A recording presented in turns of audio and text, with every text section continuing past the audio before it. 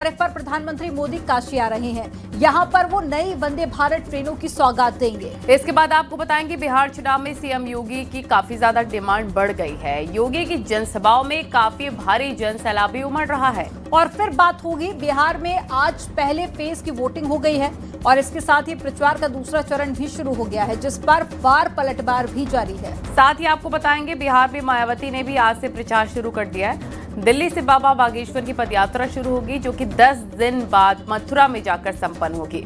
अब आपको खबरें दिखाते हैं विस्तार से।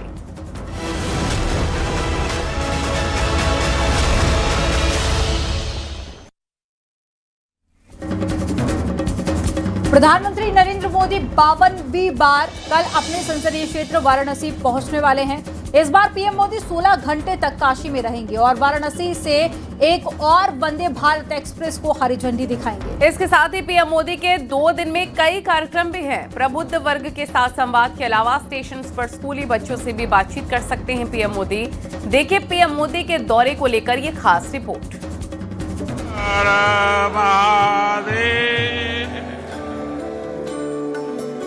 वणक्कम काशी। एक बार फिर से काशी तैयार है। एक बार फिर से बनारस पीएम मोदी का स्वागत करने को तैयार है, क्योंकि पीएम मोदी अपने संसदीय क्षेत्र का दौरा करने वाले हैं। पीएम के काशी की तैयारियां पूरी हो चुकी हैं। अब इंतजार है तो बस पीएम मोदी का, जो कुछ घंटे बाद पूरा हो जाएगा। पीएम काशी को एक बार फिर से करोड़ों की सौगात देने आएंगे। पीएम मोदी 2 दिन तक बनारस में रहेंगे। 7 नवंबर और 8 नवंबर को पीएम मोदी अपने संसदीय क्षेत्र में होंगे। सड़क मार्ग से जाने का कार्यक्रम है, तो ऐसे में जगह जगह पीएम मोदी का फूलों से स्वागत होगा। यानी वाराणसी में कल शाम पीएम मोदी के स्वागत की भव्य तैयारियां हैं। बरेका में पीएम मोदी बीजेपी के वरिष्ठ नेताओं के साथ बैठक करेंगे। शुक्रवार की शाम पहुंचेंगे वाराणसी। सड़क मार्ग से बरेका जाएंगे पीएम। रास्ते में जगह जगह होगा स्वागत। फूलों से पीएम मोदी का वेलकम होगा। नेताओं के साथ पीएम करेंगे बैठक। रात में पीएम मोदी काशी में ही रहेंगे। अगले दिन यानी शनिवार की सुबह पीएम मोदी काशी को बड़ी सौगात देंगे। पीएम मोदी सबसे पहले वाराणसी रेलवे स्टेशन पहुंचेंगे, जहां वाराणसी खजुराहो वंदे भारत ट्रेन को दिखाएंगे हरी झंडी। इसके साथ ही साथ पीएम मोदी 3 दूसरी ट्रेनों का भी वर्चुअली उद्घाटन करेंगे। यहाँ प्रधानमंत्री बनारस को एक नई वंदे भारत ट्रेन की सौगात देंगे। वाराणसी खजुराहो वंदे भारत ट्रेन को हरी झंडी प्रधानमंत्री इसी मंच से दिखाएंगे। इसके अलावा 3 अन्य वंदे भारत का वर्चुअली शुभारंभ करेंगे, जिसमें लखनऊ सहारनपुर वंदे भारत, फिरोजपुर दिल्ली वंदे भारत और एर्नाकुलम बेंगलुरु वंदे भारत का वर्चुअली शुभारंभ प्रधानमंत्री यहीं से करेंगे।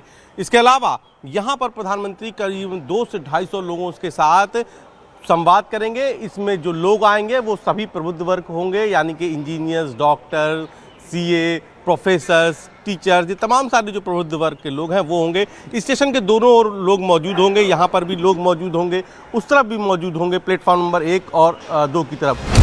पीएम मोदी के स्वागत से पहले रेलवे स्टेशन को सजा दिया गया है। रेलवे पर टेंट और रेड कारपेट बिछाया गया, तो पटरियों को भी रंग दिया गया है। तैयारियों को पूरा किया जा रहा है। पूरे 1 नंबर प्लेटफॉर्म को आप ये देखिए, कारपेट लगाई जा रही है। इसके अलावा स्टेशन पे जो पटरियां हैं वहां पर भी उनका भी रंग रोगन किया जा रहा है। तो प्रधानमंत्री यहां से एक बड़ी सौगात देंगे। देश की पहली वंदे भारत ट्रेन का सौगात भी प्रधानमंत्री ने काशी से दी थी। पीएम मोदी के वाराणसी दौरे को लेकर सीएम योगी एक्शन में दिखे हैं। पीएम मोदी के दौरे से पहले सीएम योगी 5 नवंबर को ही वाराणसी पहुंचे थे। मुख्यमंत्री योगी ने रेलवे स्टेशन का भी निरीक्षण किया और पीएम के दौरे की तैयारियों का जायजा लिया। अफसरों को पीएम मोदी के कार्यक्रम को लेकर कई दिशा निर्देश दिए गए हैं। Bureau report, news 18।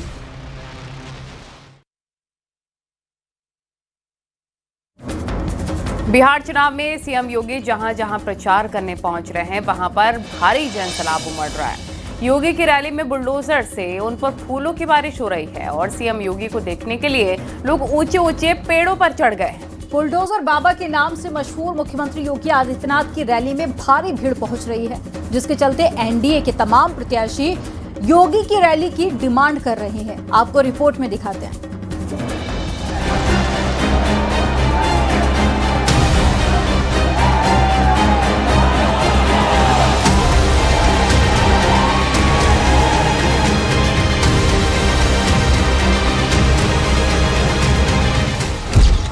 बिहार चुनाव में सीएम योगी की भारी डिमांड है। सीएम योगी की चुनावी सभा में भारी भीड़ उमड़ रही है। सीएम योगी को देखने के लिए दूर दूर से लोग पहुंच रहे हैं। न सिर्फ नेता बल्कि बड़ी संख्या में लोग भी चाहते हैं कि वो योगी की रैली में आए। ऐसा ही सीएम योगी का एक वीडियो सामने आया। वीडियो पश्चिमी चंपारण जिले का है, जहां हवाई पट्टी पर सीएम योगी को देखने के लिए बड़ी संख्या में लोग इकट्ठा हो गए। सीएम योगी हेलीकॉप्टर से जब उतरे तो भीड़ सीएम योगी के समर्थन में नारेबाजी करने लगी। सीएम योगी ने वहां पर आए सभी लोगों का अभिवादन किया। बिहार में होने वाली सीएम योगी की हर रैली में बड़ी संख्या में भीड़ देखने को मिल रही है। बिहार के सीतामढ़ी जिले में हुई योगी की सभा में अपार भीड़ उमड़ी। रैली में सीएम योगी के भाषण देने के लिए मंच पर आने से पहले ही योगी बाबा, बुलडोजर बाबा के नारे सुनाई दिए। योगी बाबा की, योगी बाबा की, बुलडोजर बाबा की, बुलडोजर बाबा की, जय जय श्री राम। साथियों, आप लोग ब्रैकेटिंग मत तोड़िए, बच कर आइए। अभी दो एक मिनटों में बाबा आ रहे हैं। मां जानकी के जन्मस्थली सीतामढ़ी में अयोध्या से चल के जहां प्रभु श्री राम वास करते हैं, आप मां जानकी के जन्मस्थली पर आए हैं। बाबा आपका जोरदार स्वागत करते हैं, आपका अभिनंदन करते हैं। बोलिए एक बार बुलडोजर बाबा की, योगी महाराज की, योगी योगी योगी योगी योगी योगी। अब हम आमंत्रित करते हैं हिंदू हृदय सम्राट आदरणीय योगी आदित्यनाथ जी से आवे सभा को संबोधित करें। भारत माता की, भारत माता की, भारत माता की। बिहार के सीतामढ़ी में सीएम योगी को देखने के लिए लोग पेड़ों पर चढ़ गए। कई समर्थकों ने तो बैरिकेडिंग पर बैठते नजर आए। ये देखकर सीएम योगी मुस्कुराने लगे। मंच टूट जाएगा, थोड़ा पीछे हट जाइए, बुजुर्ग महिलाओं को आगे आने दो। कौन वे लोग हैं जिन लोगों ने बिहार के सामने पहचान का एक भाई आ रहे हैं, उन लोग उनको आने दो, धक्का मत दो, उनको आने दो, आराम से आने दो।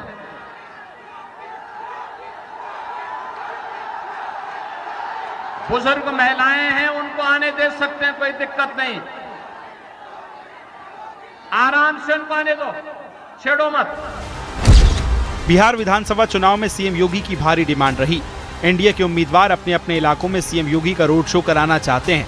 आरजेडी के गढ़ में सीएम योगी की रैलियों की काफी डिमांड है। बीजेपी के सहयोगी दल जेडीयू एलजेपी उम्मीदवार सीएम योगी का टाइम मांग रहे हैं और उनसे रैली कराना चाहते हैं। पीएम मोदी के बाद बिहार में सीएम योगी की सबसे ज्यादा डिमांड है। Bureau report, news 18।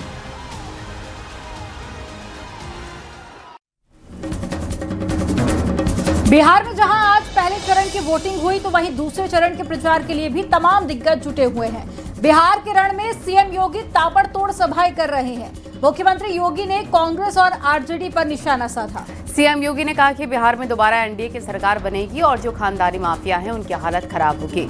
साथ ही कहा कि कांग्रेस ने भगवान राम के अस्तित्व को झुठलाया है तो एसपी ने राम भक्तों पर गोलियां चलवाई हैं। देखिए रिपोर्ट।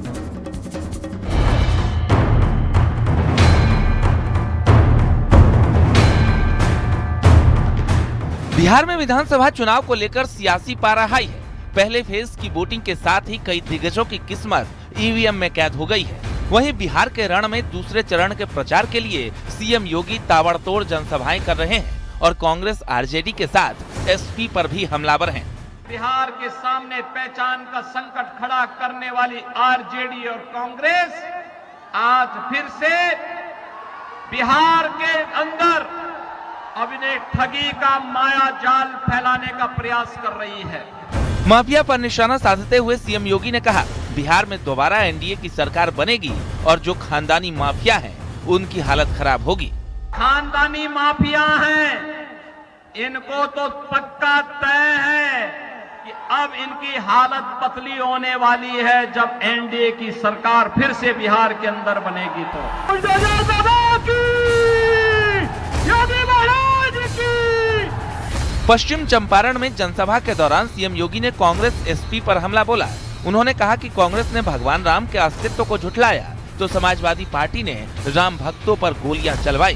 कांग्रेस भारत की विरासत का अपमान करती है, भारत की आस्था का अपमान करती है और इसलिए उसने उच्चतम न्यायालय में शपथ पत्र दिया, राम हुए ही नहीं, कृष्ण हुए ही नहीं।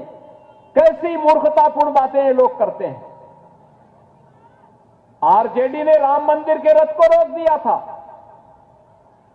और इनका पार्टनर एक सपा है उत्तर प्रदेश में, उसने राम भक्तों पर गोलियां चला करके लौहलुहान किया था अयोध्या को। बिहार में दूसरे चरण के वोटिंग के लिए प्रचार तेज हो गया है। वहीं पीएम मोदी के बाद सीएम योगी की रैलियों की डिमांड भी लगातार बढ़ रही है। कांग्रेस, आरजेडी और एसपी पर सीएम योगी के लगातार हमलों से सियासी माहौल गर्मा गया है, जिस पर विपक्षी गठबंधन का पलटवार भी जारी है। Bureau report, news 18।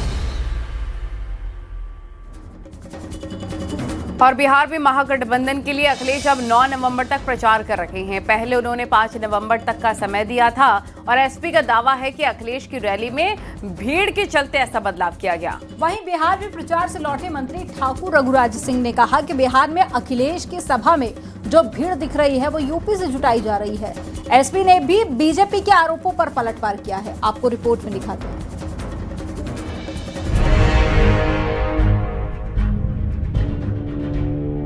Akhilesh Yadav Bihar चुनाव के लिए 5 नवंबर तक प्रचार करने वाले थे, लेकिन उनका कार्यक्रम बढ़ा दिया गया है। एसपी का दावा है कि अखिलेश की रैलियों में भारी भीड़ आ रही है। वहीं बिहार चुनाव में प्रचार कर लौटे मंत्री ठाकुर रघुराज सिंह ने अखिलेश यादव पर हमला बोला है। उन्होंने कहा कि बिहार में अखिलेश की सभा में जो भीड़ दिख रही है वो यूपी से जुटाई जा रही है। रिस्पॉन्स नहीं मिल रहा, उत्तर प्रदेश से भीड़ को ले जाया जा रहा है और देवरिया से 80 बसें गई थी जब छपरा में उनकी सभा में वहीं था। ऐसी स्थिति में ये आतंकवादियों के समर्थक हैं, आतंकवादियों के लिए प्रश्रय देने वाले हैं, घुसपैठियों को प्रश्रय देते हैं, रोगियों को प्रश्रय देते हैं। इस कारण बढ़ा दिए कि हालत पतली हो गई है महागठबंधन की। अखिलेश की रैली में भीड़ को लेकर मंत्री रघुराज सिंह के हमले के बाद एसपी ने पलटवार किया है। एसपी प्रवक्ता ने इसे अखिलेश की भारी डिमांड बताया है। पूरे देश में उनकी डिमांड है क्योंकि अपने ही दम पे उन्होंने समाजवादी पार्टी को देश की तीसरे नंबर की पार्टी लोकसभा में बना के खड़ा कर दिया है। इसलिए लोग जानते हैं कि उनका विजन बड़ा है, उनकी सोच बड़ी है और जो कहते हैं वो करते हैं। इसलिए उनके चेहरे पे पूरे हिंदुस्तान को भरोसा है। वहीं इटावा से बीजेपी विधायक सरिता भदौरिया ने बिहार में एनडीए की सरकार बनने का दावा किया है। देखिए, बिहार में तो बहुत पहले से ही तय हो चुका है, एनडीए की सरकार बन रही है। नीतीश जी दोबारा आएंगे और भारतीय जनता पार्टी और एनडीए की सरकार वहां पर बन रही है। बिहार की चुनावी रैलियों में यूपी से भीड़ जुटाने के बीजेपी के आरोप पर एसपी प्रवक्ता ने बीजेपी पर पलटवार किया है। माननीय अखिलेश जी ने जिस तरह से कैंपेन करी, धुआं निकाल दिया है बीजेपी आरएसएस का। अमित शाह जी की रैलियों में वो भीड़ नहीं आई, अखिलेश जी अकेले रैली कर। 9 नवंबर तक बिहार में विधानसभा चुनाव प्रचार होने हैं। बीजेपी जहां एक बार फिर एनडीए सरकार बनने का दावा कर रही है, वहीं ये देखना दिलचस्प होगा कि बिहार में अखिलेश यादव के प्रचार का महागठबंधन को कितना फायदा मिल पाएगा। अखिलेश यादव ने 6, 7, 8, 9 तारीख को बिहार में और ज्यादा जनसभाएं करके इस बात का इशारा दिया है कि बिहार का चुनाव महागठबंधन के लिए काफी अहम है। हालांकि समाजवादी पार्टी किसी भी सीट पर चुनाव नहीं लड़ रही है, लेकिन नैतिक रूप से तेजस्वी यादव के साथ खड़े होकर के वो इस गठबंधन को और मजबूती दिखाई देना चाहते हैं। कैमरा उपेंद्र के साथ अलाउद्दीन, न्यूज़ 18, लखनऊ। बीएसपी ने बिहार में अकेले 243 सीट पर चुनाव लड़ने का फैसला लिया था और बीएसपी ने ज्यादातर सीटों पर प्रत्याशी उतारे भी थे, लेकिन अलग अलग कारणों के चलते बड़ी संख्या में नामांकन रद्द कर दिए गए और अब बीएसपी के 190 प्रत्याशी ही मैदान में हैं। खुद मायावती ने आज से बिहार में प्रचार शुरू कर दिया है, जब पहला चरण खत्म हो गया है। सवाल यही है कि बिहार चुनाव के जनादेश से क्या मायावती यूपी के लिए दे पाएंगी संदेश? देखिए इस रिपोर्ट में।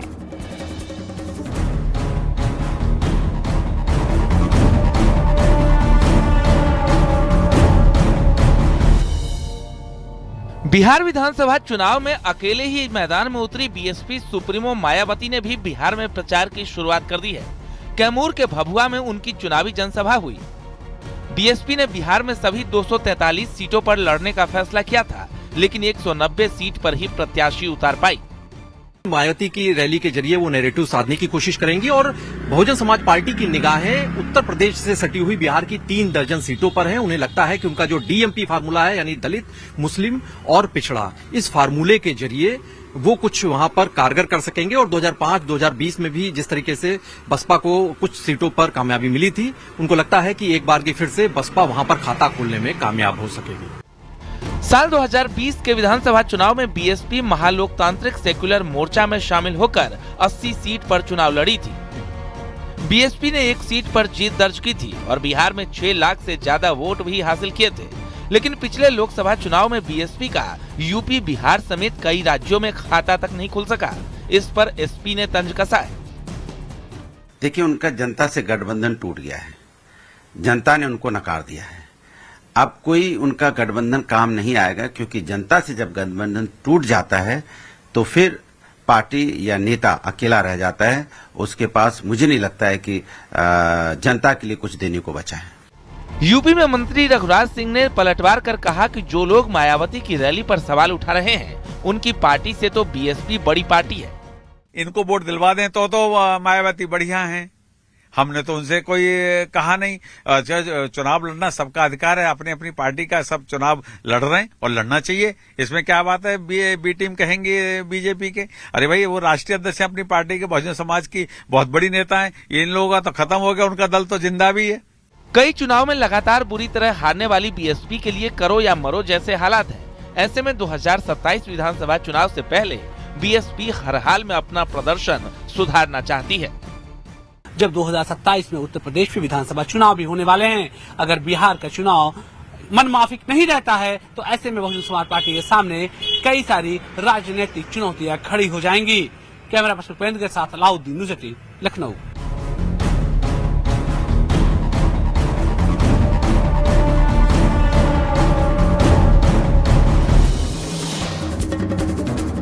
बागेश्वर धाम के मुखिया आचार्य धीरेन्द्र शास्त्री कल से दिल्ली में विशाल पदयात्रा निकालने जा रहे हैं और दिल्ली पहुंचे धीरेन्द्र शास्त्री ने ऐलान किया है कि वो देश में राष्ट्रवाद चाहते हैं। सनातन परंपरा में विश्वास रखने वाले सभी लोगों और उनके विचारों को लेकर हर गांव, हर गली, हर नुक्कड़ पर वो जाएंगे। 7 से 16 नवंबर तक ये पदयात्रा होगी और इसे लेकर ब्रज के संतों में अलग ही उत्साह देखा गया।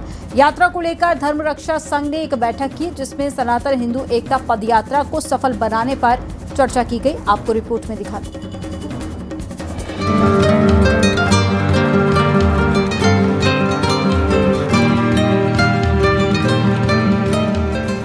सनातनियों को एक करने के लिए बागेश्वर धाम के पीठाधीश्वर धीरेन्द्र कृष्ण शास्त्री कल से पदयात्रा करेंगे।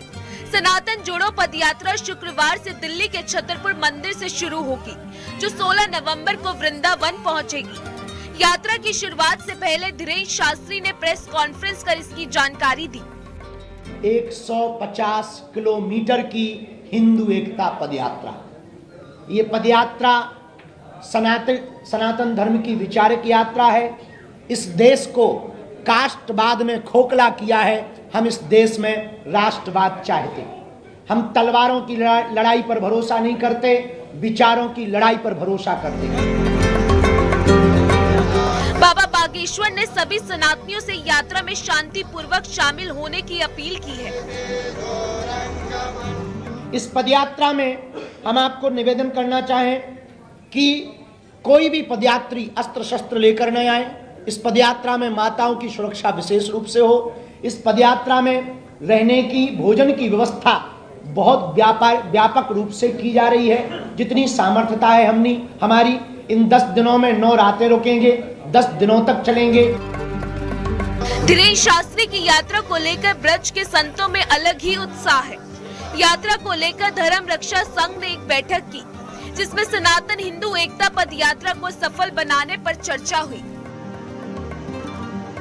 हमारे ब्रजमंडल से लाखों की संख्या में लोग इस पदयात्रा में शामिल होंगे और आने वाले समय में यह पदयात्रा हमारे हिंदू राष्ट्र के लिए एक उद्घोष और शंखनाद साबित होगी। बाबा बागेश्वर ने कहा कि 10 दिन की यात्रा में हिंदू एकता पर जोर देंगे। हिंदुओं से एकता की भिक्षा मांगेंगे। धीरेन्द्र शास्त्री ने सनातनियों से यात्रा में आने की अपील की, साथ ही अस्त्र शस्त्र न लाने की अपील की गई है। धीरेन्द्र शास्त्री ने अमर्यादित बयान न देने की अपील की है, यात्रा में शांतिपूर्वक शामिल होने की अपील की। धीरेन्द्र शास्त्री ने कहा कि यात्रा में आकर हुड़दंग न करें। धीरेन्द्र शास्त्री ने कहा कि दूसरे धर्म के खिलाफ नारेबाजी नहीं की जाएगी। यात्रा के दौरान सुबह राष्ट्रगान और हनुमान चालीसा होगी और फिर शाम को भी हनुमान चालीसा होगी। 2 धर्म ध्वज चलेंगे, उसके बीच में ही लोगों को रहना है। Bureau report, news 18 UP Uttarakhand. Harilal की, सनातन धर्म की, सनातन धर्म की।